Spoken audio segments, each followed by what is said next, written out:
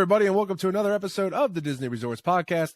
My name's Kenny Hayes, and I'm joined alongside, as always, by the one, the only Walt Ramirez. Good evening, Ken. How are you today? I'm doing good. Happy New Year, sir. Happy New Year. How was your Christmas? My Christmas was very good. You and I had a good time together. Yes, we did. We Disney Resorts podcast annual party was excellent. Yes, it was. So, folks, we hope you enjoyed your holiday season. Happy New Year to each and every one of you. And thank you for all your support in 2022. It really meant a lot. And we are very excited for an upcoming 2023 season. So, folks, we got a pretty good show lined up for you today. A couple of quick news topics we want to talk about. The refurbishments continue over at the Boardwalk Resort. The Carousel Coffee Shop, we have an update on that.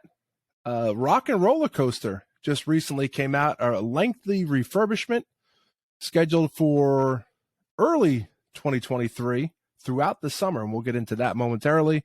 And then, lo and behold, Walter and I were right. The Walt Disney World Railroad at Magic Kingdom has returned, finally. After a 4-year hiatus. So we'll talk about that real quick, and then we will give our recap of 2022, a Disney year in review. So it sounds like a great show. Stick around, check us out. And before we begin, as always, if you're watching us over on YouTube, do us a favor, hit that subscribe button, give this video a thumbs up, and as Walt always says, share with a couple of friends. So, Walt, I'm going to turn it over to you for the news.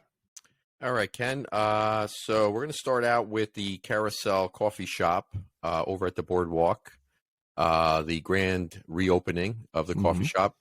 Now, I haven't frequented that coffee shop. I know you have been there in the past, so maybe you can give us a little info on that and see what you think about how it looks now compared to prior to the refurb. So that was like a little mini gift shop, I would say.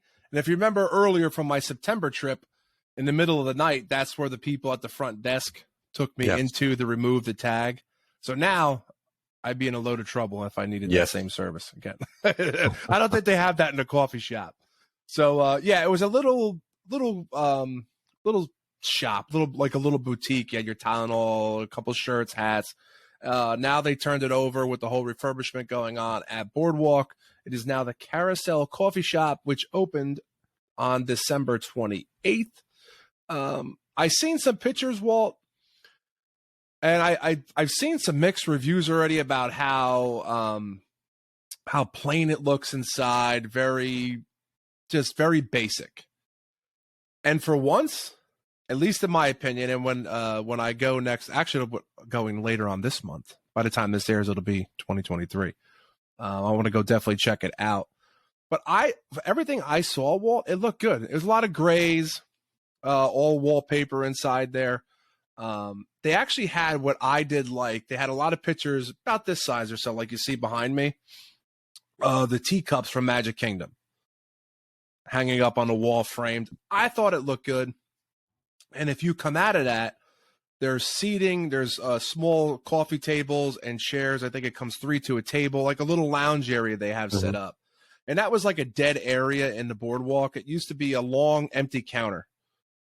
And actually, before COVID, they would have those. You ever see like in the DVC Deluxe Resorts, they have the water filled up with the fruits in it? Yes.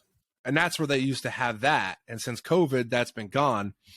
I don't know what they used to use that little area for, but they renovated that area as well. They took that large counter out, and now I believe the one article I read, it seats about 30 people between the tables and chairs. So, okay. Well, let me ask you, it's a good place. It's definitely needed. Do you feel that there's a little bit of a redundancy, though, with that coffee shop versus the bake shop that's outside on the actual Boardwalk itself that just opened? Well, going off, I have not seen a menu, but going off what people have posted picture-wise, it's basically what you saw at the Boardwalk Bakery, and maybe a little more limited. It's pastries, donuts, bagels. Looks like they did have some sandwiches wrapped up, pre-made.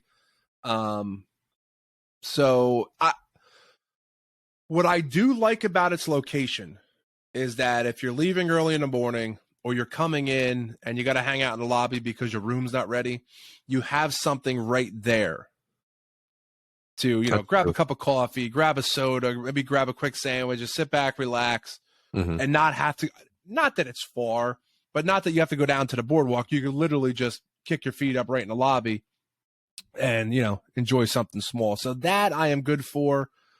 I'm excited. And, sometimes, we give Disney the business, but everything I saw so far, and we've only seen it, through articles and people posting, I kind of like it. So I'll let you know later this month.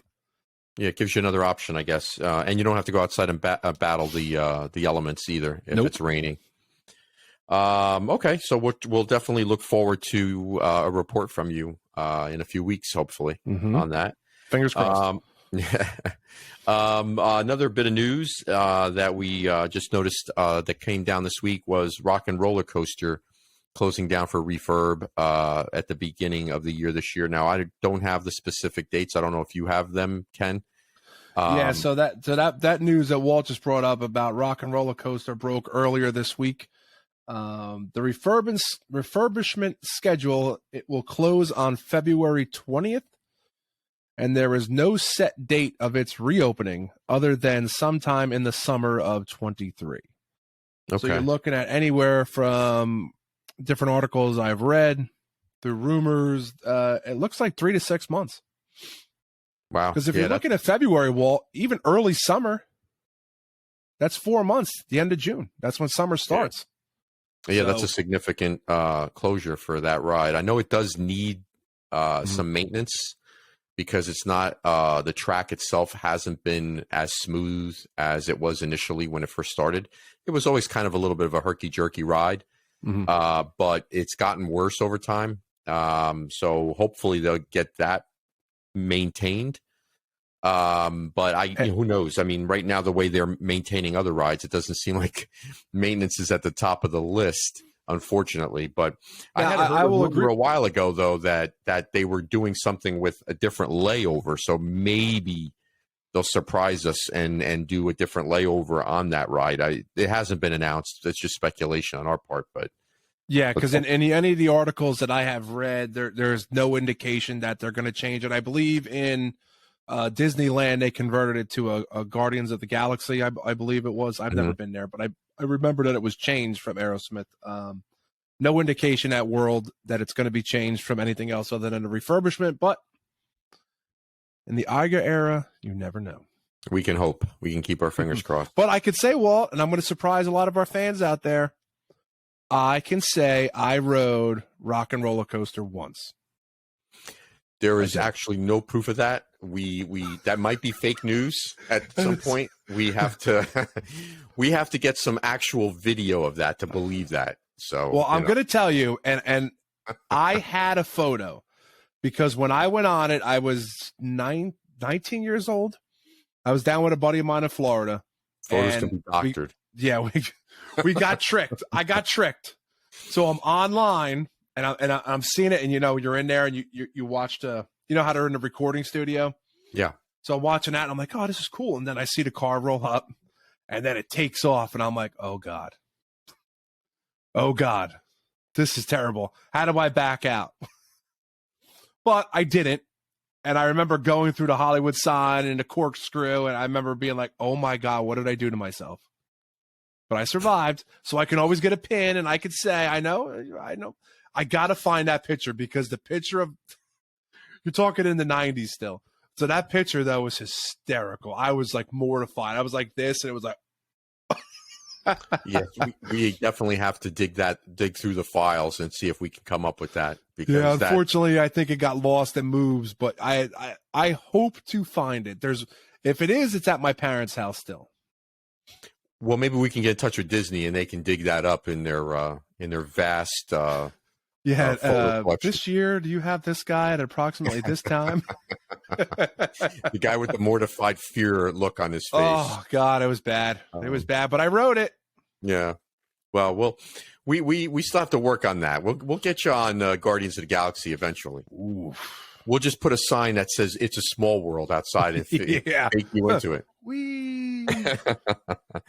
And then the really good news. Now, Ken and I have been talking about this for, it feels like, for months. Mm-hmm. Finally, Walt Disney World Railroad has reopened, and to much fanfare, which I'm surprised because other than it seemed like Ken and I yelling out in the wilderness about this, no one really jumped on this story until now when they finally reopened this ride. And now everybody's a fan of the Walt Disney World Railroad. So glad to see it open. I'm sure, I know you are, and I'm sure you're probably looking forward to this on your upcoming trip. Yeah, because like what we talked about a couple episodes ago, it's been, I want to say my trip in, I think it was August of 2018. Because I remember it was one of the first trips I took my father to Disney with the whole family. And I got him on the railroad, and I told him, I says, the railroad's going to be down. Luckily, you came down because they're putting the railroad in for refurbishment due to TRON. And so it's been since 2018. And you know what? When you think about since the last time I rode the railroad, think about how much Disney and the world has changed. Yes. Since the summer of 2018 for me. Yeah, it's wild. We could do an entire show on that topic, actually. That would be good. That's something we got to write that down because that is a good topic. How much the world and Disney has changed since August of 2018. 2018, yeah. Pretty amazing. But I want to give ourselves a lot of credit because you've done it before, and not patting ourselves on the back. But I said in episode, I think it was 19, that how cool would it be that they would bring the Walt Disney World Railroad back before Christmas. Yes, absolutely, you did. And it reopened on the 23rd because when I first saw that they were running cast members, and I believe his name is Jeff Vail. He's the president of Walt Disney World Resort. And I saw him posting about it, and I was like, oh my God. So if they're opening up the cast, it's only a matter of days. And it did. Lo and behold, December 23rd. Yep, absolutely. We'll take full credit for that. We take 100% credit. We're taking it all.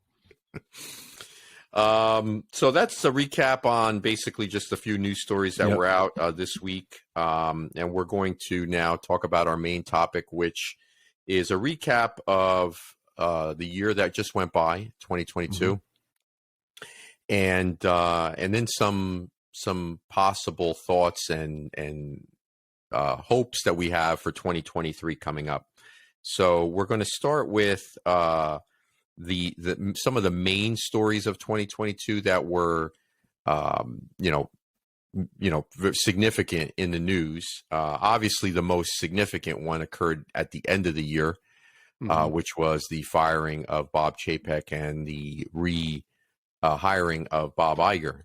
The part of that story that I found most interesting that most people haven't really touched on was the re-upping of Bob Chapek's contract in the middle of the summer for 2 years.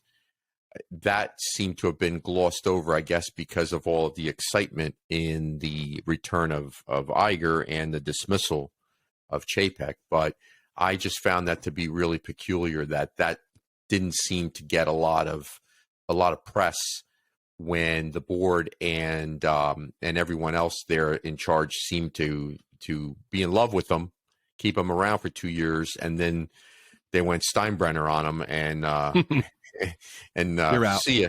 Yeah, you're gone. So that was a huge Walt, story. one thing it was, and I know you and I don't want to beat it because we've talked about it in numerous episodes, but a little more each time we have a show, a little bit more comes out. And the latest since our last show was that Josh D'Amaro was on the verge of leaving, supposedly, because he was very frustrated with how Chapek was running the company. And it had also basically come out that Miss McCarthy, who was the chief financial officer of Disney, pretty much led the coup. And this is not us knowing, this is all what's put out in the news right now. That she was going to the board along with the others to express their not so happy vibes on Mr. Chapek. And then I think at lo and behold, when all these people wanted to leave, and then the quarterly earnings report came out that showed that they were losing billions, that it was time for the like you said, Walt, we grew up in the New York, New Jersey area, the Steinbrenner effect to take over and be like, hey, you're out. Yep. Thank you.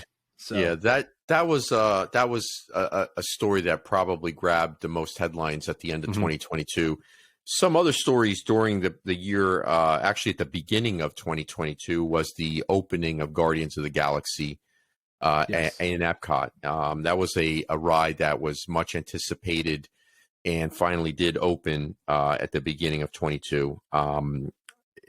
My personal opinion, as I've discussed it when we did the review of the ride, many shows ago, was that it is currently the best ride on property. And I think that's pretty much been a consensus of most people that have ridden it. The ones that haven't gotten sick on it, of course. But that ride was and continues to be a ride that I think will be one of the most popular rides on property. I'll be the judge of that, Walt. When I go in a couple weeks, I will be the judge of that. Yeah. No, when eventually when you go on that ride, we're going on that ride together. It's going to be. My daughter's psyched because she's coming. She's coming with her boyfriend, and it's basically his first time. I don't think he's been there since he was a little kid. So they're both very excited to go, and I can't wait to get back. Well, she says, I don't care how much I got to pay. I'm paying to skip the line. She's going to get her Lightning Lane or Genie, and she's going to go venture. So she will give me a review, and then I will bring it back to you. A knowing Meadow, I will tell you that she will give that ride a double thumbs up. I totally agree. We are the complete opposites. Nothing scares her. She will go on anything, and I'm like, no. Yeah. Well, we're going to have to drug you up a little bit when we put you on that ride. I need a lot of drugs. So another story that in 2022, the continuing saga of the Epcot construction, which seems to be finally, there's a slight light at the end of the tunnel. It appears. Yep. So we're anticipating for 2023, the Moana opening in Epcot. Yeah, they're saying sometime late 23. So hopefully, fingers crossed that Epcot can get out of construction. Yeah, because that is something that you and I don't have an issue with it most of the time when we go on vacation, because we go in and out of Epcot through the International Gateway at the back end of the park. But most folks enter Epcot in the front of the park, and then they have to navigate through this labyrinth of construction walls. And it really, for someone, for example, like Meadow's boyfriend, who hasn't been there in quite a while, he doesn't know what it looks like. He didn't know what it looked like before, and now you experience, and other people are experiencing this for the first time, and you're seeing these construction walls, and it really takes a lot away from the experience of Epcot, because, as you know, when you walked in through that area, you had that fountain there. You had it just was a very picturesque area, and now you're just it's just nothing but construction. So let's hope that comes to an end very soon. Couldn't end soon enough, actually, in my opinion. You know what I thought about, Walt? Because in our last episode we talked about it, and one of our concerns with the Moana was the congestion going up the middle towards World Showcase. Yes, World Showcase. Thank you very much. And then I started giving it some thought, because since the construction of that area, they now opened up, like when you come into Main Gate, you could bear hard right, and you could enter over to like Coral Reef, the restaurant, and then make your way towards the landing, which you couldn't before. Right. And then if you go far left, that takes you behind Creations towards what is that? Mission Space? Yes, Mission Space. Which totally terrifies me. I'll never do it. So you have those two ways in and out.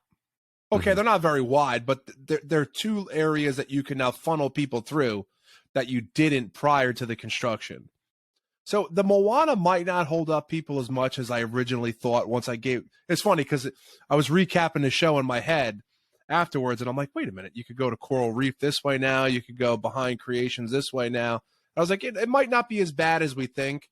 And like we said, we hope we're completely wrong with Moana and it's a knockout of the park. But you know what? Like you said, the construction will end sometime in, it looks like right now, late 23. And Epcot will finally move on from its major construction. Yep, absolutely. I agree with you from the standpoint that I think the initial response for that area will be that most people will find it enjoyable. Mm-hmm. I think the disappointment for most folks, especially huge Disney fans like us, is that we were hoping for an actual ride, more so than, just a walking garden, walkthrough type of a situation. So you can never go wrong with adding more rides to Disney. And I think this particular area might have been something that, would have been nice to have something like that. So hopefully moving forward in 23, they will be more focused on bringing in rides as opposed to, just like landscaping, which is basically what this is going to be. Another news story in 22 that did not change and we were hoping would have changed was the annual passes did not come back for renewals. The closures still remained. For new annual pass holders. Let me put an asterisk next to that. So hopefully in 23 we will see the Mr. Iger open that up. I mean, that's one of those things that you could literally just snap your fingers and it gets done. I don't. And that's understand. something what we've talked about is that I still hold firm with this, that in early January, and this show will air on New Year's Day, I think something is going to change. And you and I have said it, that something as easily as opening up the annual pass, altering or eliminating the park reservation system is something they could do like that. And I think it needs to be done. I think you could win over a lot of people by simply opening up the pass holder again. But we'll see. We could be completely wrong. I don't think I am, but I don't know. Been wrong before. Very rarely. It's very rare that you're ever wrong. You're so kind. So another thing they brought back in 22, which was a positive, is the after hours events. Two beloved events, which was the Mickey's Not So Scary Halloween party and the Christmas party, which were both welcomed back by fans. Most of those, I believe, I'm not incorrect in stating that they were sold out. I think a lot of them were sold out most of the time. There were very few available for purchase. So even with the significant price increases. Yeah, I mean, huge price increases, especially when you're talking about a family of 3 or 4. It really adds up. But they came back and folks, really embraced the return of those events, which was good to see. Well, let me ask you a question real quick, because you've done both of them. Correct me if I'm wrong, right? Yes, I have. I think we talked about it, but refresh my memory. Which one do you prefer? I prefer the Christmas party by far, hands down. Like, it's not even close. I felt the Halloween party was very, very, it was crowded, but it just lacked something. I don't have little kids, so I wasn't really focused so much on the trick-or-treating. I didn't think the trick-or-treating stations, there were enough of them around. You kind of had to hunt for them, to look for them. It wasn't like, now they've since changed that, where now they're a little bit more obvious. But before, when I went to that party, it was really tough to find. And the ride times were not significantly less. In fact, some of the rides were just as long as they are during the day. So if you're paying for this event, you're thinking, oh, I'm going to get on these rides a lot quicker. Didn't happen. The Headless Horseman going through is pretty cool. That I have to say. But the Christmas party, nothing beats that because of the wooden soldiers in the parade. That Christmas parade is worth every penny that you pay to get into that Christmas party. It's hands down the best parade throughout the entire year that they put together. And like I said, that's well worth it. Now, is it a pain? It is, because you got to get in there like an hour and a half early and sit your keister on that sidewalk on Main Street if you want to get a front row view. So you basically have to kind of come up with a teamwork plan where, if you're with your relatives, where you kind of take turns, where one person sits there for like 15, 20 minutes, and then you switch out and you go and do something, walk around, maybe go grab, a soda or a sandwich or something, because it's a job to save that spot, but it is worth it. And I would definitely highly recommend it to anyone who, when you get an opportunity to get down there for the holidays. That event, of all of the events that they've had in the past, that event is by far the better event. So one other and eagerly anticipated opening for 2023 is going to be the TRON opening at Magic Kingdom. I know Ken will be at the front of the line, possibly even sleeping over, waiting to get on that ride. I might be the first one on the ride. We're going to eventually, someday, we're going to do a show where we're going to get Ken on all of these rides. And he's going to look back and say, like I did, because I can talk about this now really quick. I was one of these folks who was not a rides person. When I first started going to Disney World with my wife for a honeymoon, I dreaded going on rides. In fact, we could talk about this on another show, but I could tell you stories about where we would literally walk by a ride and I would start sweating because I knew that she wanted to go on it, but I did not want to go on. And now you can't keep me off. Now, what happened? What was I had that one moment where I went on a ride with my other brother-in-law, and when they were down there, and it literally just snapped me out of the fear of going on these rides. In fact, the ride was Test Track, and that just spurned. Now, I still a little bit hesitant to get on. Say, for example, like the other ride that I went on was Everest, that I was really hesitant to go on. And once I did that ride and got past it, I realized that how bad could these rides be? This is Disney World. There's little kids getting on these rides.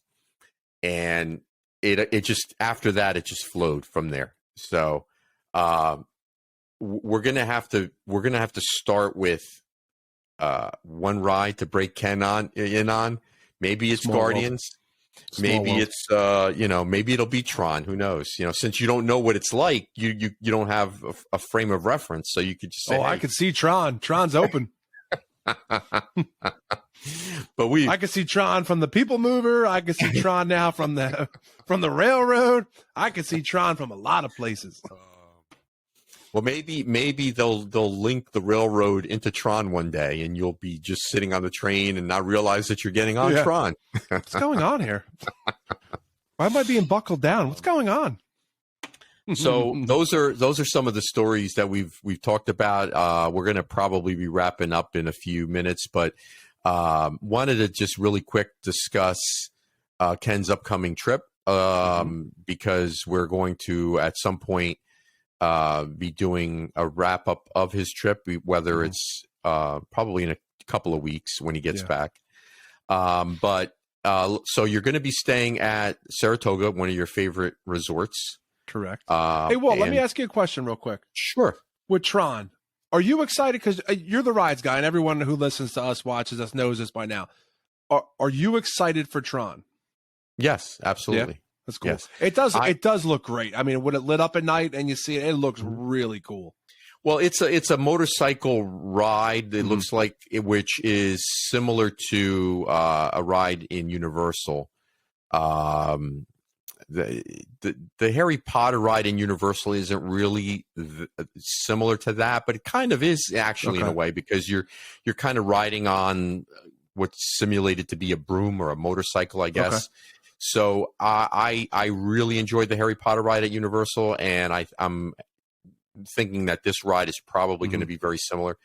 You got to remember, a lot of these rides, don't have like a lot of super thrill to them in Disney World.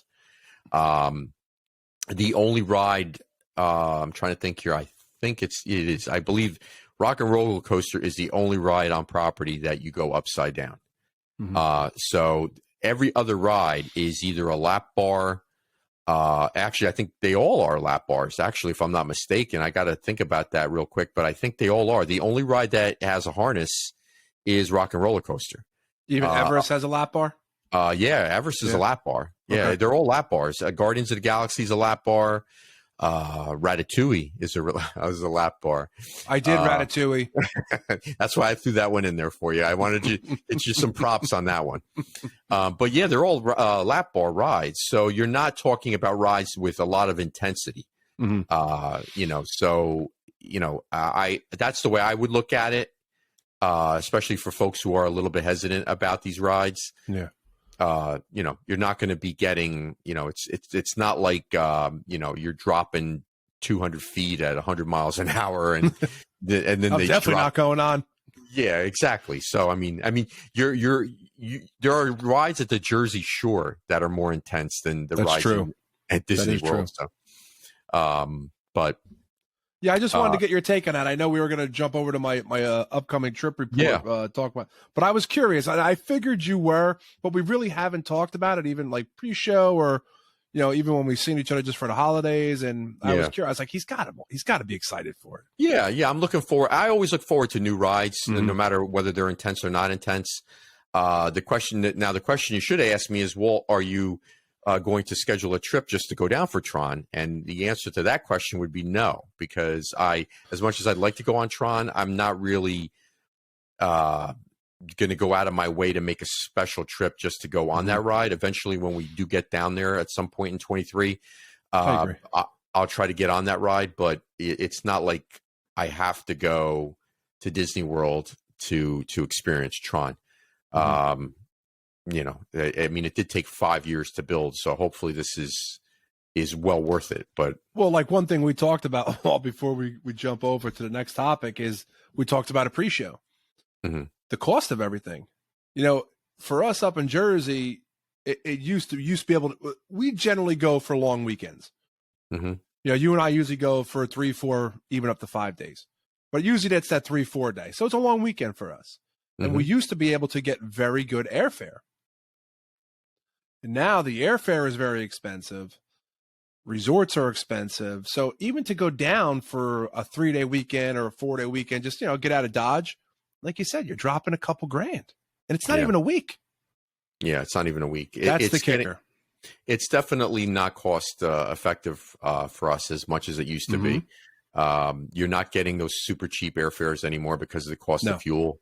So the airlines are factoring that in to the airfares, and then they're running smaller planes, which it causes them to be full, which gives them the leeway to then continue to charge higher prices because they have full planes. And then the room rates aren't bad, but Disney, if you notice, hasn't been giving out a lot of those special offers that they used to. No. The most recent special room offer they had was the Disney Plus. If you were a member of Disney Plus, you got, I believe, 25% off, which is pretty much like everybody has Disney Plus. So it's not like, but they don't give you those quarterly offers like they used to, where, like if you get 25% off a deluxe, or, 20% off a moderate, those offers really don't come along as often as they used to. No. So let's hope that in 23, that's something that they change as well, because, but again, they may not, because, we've talked about this. They're ultra focused on the park reservations, on maintaining a certain amount of attendance levels, which they got to really rethink that, because to me, I just think that, that's something that needs to change. I can understand doing that in the busier times of the year, maybe the middle of summer, maybe, during certain special events. But, like you said, if you and I want to pop down in February for a trip, it's kind of tough because you're just not getting the same value for your buck that you were getting before. Yep. So let's hope that Mr. Iger looks at that and starts reconsidering some of those things. So are you're I assume you're looking forward to your Saratoga stay? Yeah, it'll be my first stay since this time last year. I stayed in Saratoga in January, and then my two other trips were both at Boardwalk. So I'm very excited. What is your favorite thing about Saratoga? It could be anything that pops into your head. What's your favorite thing about it? I'm going to say, and that was a long pause. I'm surprised I had to think that long because there's so much I do like about it. Mm-hmm. Like I said a long time ago when we first started this show, my first DVC resort was with you, was Old Key West. Fell in love with it. But it was the only thing I knew. And then we stayed one time at Saratoga. And my original knock on Saratoga was that it reminded me of home. Mm-hmm. You know, the landscape, everything else, the same trees, you know, where I wasn't getting like that tropical feel like I did at Old Key West. But then we stayed there again, and I kind of was like, oh, I do like it. And this was pre-refurbishment, so the rooms were not all that.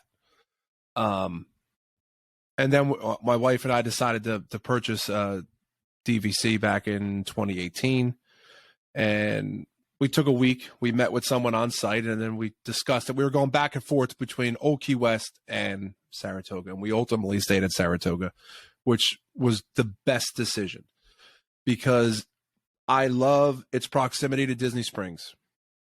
I love the vast size of it. Mm-hmm. I love that it's spaced out. I love it. People knock it and they say, oh, well, it looks like you're going into a condo or you're going into a townhome. Like, yeah, no. I like that homey feel. Mm-hmm. You know, like DVC, welcome home. I feel like at home when I stay there, right? I love Boardwalk, and I even told my wife, I was like, I'll sell a contract. We'll go buy Boardwalk. And I love Boardwalk. Boardwalk is definitely right now my number 2. But I still don't get the same exact vibe. Like, it's weird to describe. It's that home. Like when I go to Saratoga, we park up by the carriage house and we get out and we walk up. We're going to check in or we're going to have breakfast, lunch, whatever at the paddock. Not at the paddock. At the main building. Mm-hmm. I feel relaxed. I enjoy being there, even if I'm doing absolutely nothing. Palette. Yeah, the artist palette. Yes, the artist palette. My French again showed up. But yeah, well, and since the refurb, and we've discussed it already, the rooms are beautiful. Mm-hmm. Slam dunk, the refurbishment that they did there. Love the pools. And where I'm very excited is that on my first night, because I think we fly in probably by the time we get to the resort, it'll probably be about 11 o'clock in the morning. That first night, I will be dining at the Turf Club for the first time since its refurbishment, reopening, new menu. I'm excited. The menu looks good. So we'll have a couple different dining spots that we're going to go check out for you. But yeah, well, that's what it is. I can't pick out one thing. It just I feel good when I'm there. Right. No, I understand. Because I think that the few of the things that you like about it are actually some of the things that people knock. Yes. Which is the vast size of the resort, because as most people do, and as you always point out, the infliction of pain is they don't rent a car, so then they have a hard time getting around. Although there is a shuttle that interior shuttle that gets you around the resort, but a lot of people complain because it's so far away. So if they're in a different part of the resort, they have to walk to the artist palette, which is or the main pool, which is a far walk.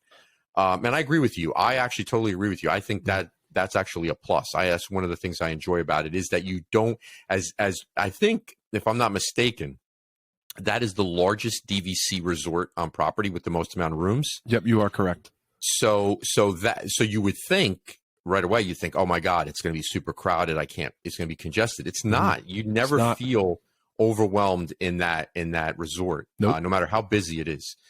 So as you pointed out, that's one of the pluses. And go ahead. I'm sorry. No, because you just jogged my memory. What you said, Walt, is perfect, because one of the trips, and sometime this year we'll dive into a little bit, because you and I think have both done split stays. We did a split stay back in, I think it was at 2018 with my parents too. We both started off at Saratoga, and then my room went over to the Polynesian for the final 3 days. Mm-hmm. Every day we came back to Saratoga to use the pool, because we went out and it was packed because it was August. So you had a lot of people from our area, because the kids were still, not back in school yet. The South, they're already back in school, but the North, we're trying to get our last couple of weeks of summer in. Mm-hmm. Yeah, it was packed. It was packed. I loved the Poly, but it was packed. Both pools were packed. Yeah. So we went back over every day to Saratoga, because you're spread out. People aren't on top of everyone. Right. Now, don't get me wrong. There's certain times of the year or certain trips that I like being able to walk out of my room, say at the Polynesian, and 2-3 minute walk, and I'm at the Great Ceremonial House having breakfast. Correct. It depends on my mood. Right now, my mood is, I want Saratoga. I want the refurbished rooms. I want that vast resort. And I'll tell you that when I haven't had it recently, but we picked our rooms are going to be preferred rooms this time. So that means we'll have a better view. The view I had the one time when we stayed at Congress Park at night, it was a first floor room of Disney Springs at night, was totally cool. Mm. You see the hot air balloon going up and down. You could hear, we were closer towards like the House of Blues side. Mm-hmm. You hear the music playing. You see the amphibian cars going by. It's really cool. Where else can you see that? Yeah, that's another plus that you pointed out also earlier, is the proximity to Disney Springs. I mean, you're within walking distance every single night of Disney Springs, with entertainment, shopping, and dining. I mean, right there you have, if you get tired of going to the Turf Club, you've got such a huge amount of selection at Disney Springs in terms of food selection, of even just shopping every night. So we've talked about this previous episodes about other resorts. For example, the beach club, yacht club, boardwalk area where you're so close to Epcot. And again, it's all about proximity to having other options. Yep. And Saratoga is, I think, often overlooked because of that, because it's one of those resorts where people don't think of it right away as a quote unquote, luxurious resort stay. Mm-hmm. And like you said, it feels like home. It's very comfortable. The pools are outstanding, and the proximity to Disney Springs, and like you said, if you have a view at night, you could sit out on your balcony. You have, a really, really, the atmosphere of it really gives you a different feel than other resorts would. So, and that's me. You know me, Walt. I am a big, let's go shopping. I don't even have to buy nothing.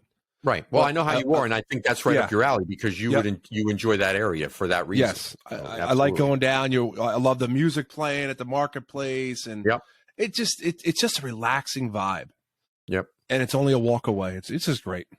Yep, absolutely. So I hope you have fun. I'm jealous. We're going to probably wrap up here. I want to wish everyone a very happy, healthy 2023, and hopefully everyone can get down to Disney and enjoy a Disney vacation or Disney trip in 2023. And looking forward to your continued support.